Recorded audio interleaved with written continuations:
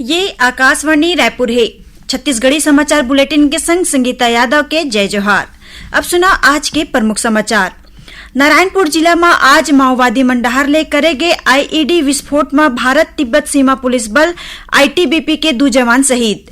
प्रधानमंत्री काली अंबिकापुर के दरिमा स्थित मां महामाया एयरपोर्ट के करही वर्चुअल शुभारंभ और 75 दिन तक चलैया विश्व प्रसिद्ध बस्तर दशहरा पर्व के आज हुई समापन।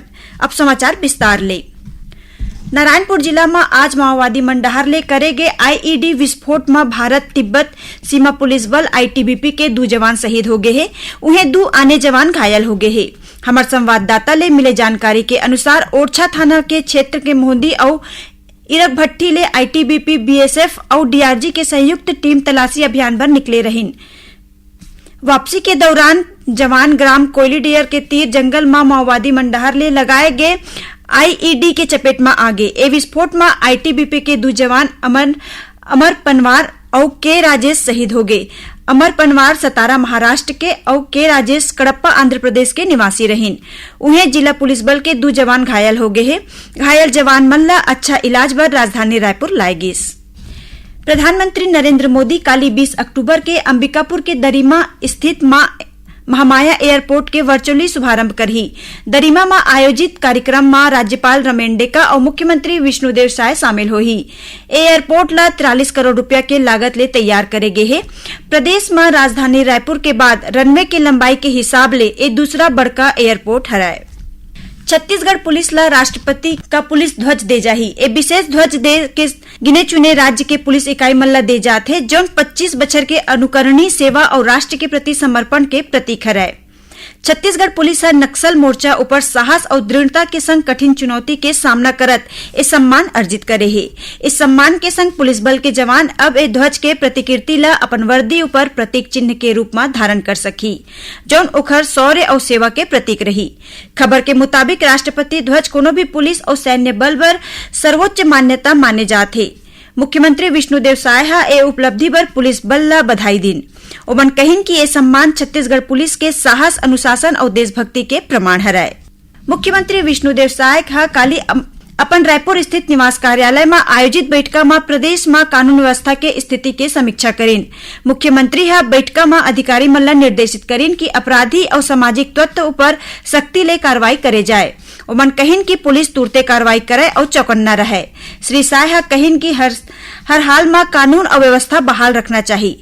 मुख्यमंत्री कहिन कि स्थानीय स्तर में होवैया घटना मन पर पुलिस के पैनी नजर होना चाहिए और अपराध ला रोके बर नशा के अवैध व्यापार पर ऊपर अंकुश लगाए जाए।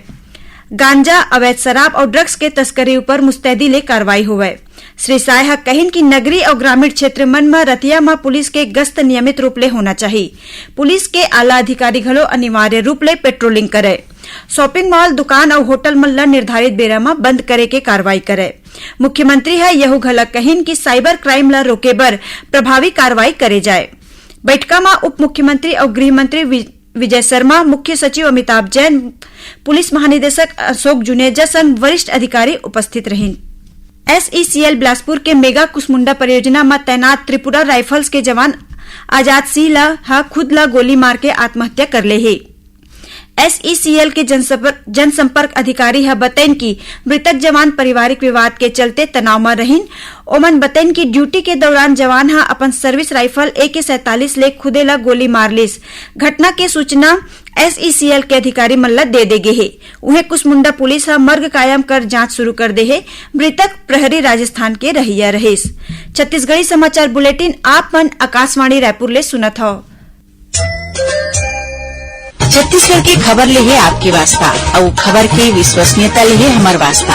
आकाशवाणी समाचार रायपुर के प्रादेशिक समाचार बुलेटिन के संगे संग हमार समसामयिक कार्यक्रम आप रेडियो के संग अपन मोबाइल में घलो सुन सकत हो। आकाशवाणी समाचार फेसबुक, ट्विटर और यूट्यूब में घलो हावय। हमार फेसबुक पेज हरे Chhattisgarh news on AIR, Twitter handle CGAIR news और हमार यूट्यूब चैनल हरे छत्तीसगढ़ AIR न्यूज। तो अब रेडियो के संगे संग आपके मोबाइल के माध्यम ले हम आप तक पहुंचत हैं। छत्तीसगढ़ के हर खबर पर सुनत रहो आकाशवाणी समाचार।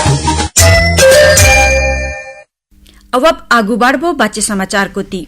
मुख्यमंत्री विष्णुदेव साय काली भिलाई में आयोजित क्षेत्रीय उद्यमी सम्मेलन में शामिल हुईन। ए मौका में मुख्यमंत्री ह कहिन कि उद्यमिता के विकास और प्रदेश में नवा निवेशक ला आकर्षित करे बर लघु उद्योग भारती डहर ले सम्मेलन के आयोजन एक टीन महत्वपूर्ण पहल हराय। श्री साय ह कहिन कि 1 नवंबर ले प्रदेश में नवा उद्योग नीति लागू करे जाही। ए नीति में छोटे और मंझला उद्योग मन ला प्रोत्साहित करे बर विशेष रूप ले प्रावधान करे जात हे। मुख्यमंत्री ह उद्यमी मन के मांग ऊपर नया रायपुर में भूमि और मध्य प्रदेश के जैसन छत्तीसगढ़ में घलो micro and small medium enterprises MSME मंत्रालय के अधीन स्थापित करे के आश्वासन दीन। राजनांदगांव जिला में अस्पताल और सामुदायिक केंद्र मन के बाद अब गांव मन में संचालित प्राथमिक स्वास्थ्य केंद्र मन में घलो प्रधानमंत्री जन औषधि केंद्र खोले के तैयारी है। एक केंद्र मन में मरीज मन ला सस्ता दर में जीवन रक्षक दवाई मिलही। एकर संचालन रेड क्रॉस सोसाइटी और जीवन दीप समिति के माध्यम ले करे जाही। 75 दिन तक चलैया विश्व प्रसिद्ध बस्तर दशहरा पर्व के आज शक्तिपीठ दंतेवाड़ा ले आए मौली माता के डोली और मां दंतेश्वरी के छत्र के विदाई के संग समापन होगी। राज परिवार के सदस्य कमल चंद भंजदेव हा मौली माता के डोली और मां दंतेश्वरी के छत्र के विधि विधान ले पूजा पाठ करीन। उहे पुलिस जवान मन हा माई जिला 21 तोप के सलामी दिन। एकर बाद मौली माता के डोली और मां दंतेश्वरी के छत्र ला फूल ले सजे वाहन में रख के दंतेवाड़ा बर रवाना करेगी। खबर के मुताबिक बस्तर दशहरा के शुरुआत सावन महीना के अमावस्या तिथि के पाट यात्रा विधान के संग होई रहीस। रायपुर में चलत 27वां अखिल भारतीय वन खेलकूद प्रतियोगिता में अब तक 101 मेडल जीत के छत्तीसगढ़ पहले स्थान में है। छत्तीसगढ़ ने इस प्रतियोगिता में अब तक 51 स्वर्ण, 27 रजत और 23 कांस्य पदक जीत के अपन दबदबा कायम रखे है। उन्हें केरल 60 पदक के संग दूसर और मध्य प्रदेश के टीम 37 पदक के संग जीत के तीसरा स्थान में है। ए प्रतियोगिता के समापन काली स्वामी विवेकानंद स्टेडियम कोटा में होही। समापन समारोह में ओलंपिक पदक विजेता मनु भाकर शामिल होही। आज टेबल टेनिस, वॉलीबॉल और बैडमिंटन के संग आने मैच खेलेगी। ए प्रतियोगिता में 29 राज्य और 10 केंद्र शासित प्रदेश मन के करीबन 3,000 खिलाड़ी भाग लेवत थे। राजधानी रायपुर ले बस्तर ला जुड़ैया केसकाल घाटी के सड़क के रखरखाव के काम तुरते शुरू होही। एखर बर प्रशासन डहार ले रूट डाइवर्ट के तैयारी करे जात हे। केसकाल घाटी में सड़क रखरखाव के काम पूरा होए तक डाइवर्ट रद्दा ले ही अवै जवै होही। खबर के मुताबिक केसकाल घाटी के सड़क के हालत बहुत खराब होए के स्थिति आए दिन गाड़ी मन के लंबा लंबा लाइन लगे रही थे और सड़क मन में घंटा तक जाम लगे रही थे। तुरुक पुलिस हा ऑक्सीजन सिलेंडर चोरी करैया गिरोह के 10 सदस्य ला गिरफ्तार करे है। आरोपी मन के तीर 103 नग ऑक्सीजन सिलेंडर जब्त करे गए है। जब्त सिलेंडर के कीमत 10 लाख रुपया ले ज्यादा बताए गए है। आरोपी कंपनी ले सिलेंडर चोरी करके रायपुर में बेचत रहीन। रायपुर के तेलीबांधा इलाका में होए एक ठिन गोलीकांड के मुख्य आरोपी झारखंड के अमन साहू ला पुलिस आज रिमांड खत्म होए के बाद रायपुर के विशेष अदालत में पेश करीन। जिहां ले अदालत हा ओला 28 अक्टूबर तक भेज दे है। बताए गए है कि पुलिस हा अमन साहू के और रिमांड नहीं मांगिस। खबर के मुताबिक अमन साहू ऊपर 2 मामला दर्ज है। एमा 5 अप्रैल महीना में तेलीबांधा इलाका में रोड निर्माण ठेका फर्म के संचालक मनु पर असफल हमला के घलो मामला शामिल है। ए गोलीकांड के मामला ले संबंधित 10 ले ज्यादा आरोपी पहली ले ही जेल में है। आखिर में प्रमुख समाचार एक घाव फेर। नारायणपुर जिला में आज माओवादी मंडहार ले करे गए IED विस्फोट में भारत तिब्बत सीमा पुलिस बल ITBP के 2 जवान शहीद।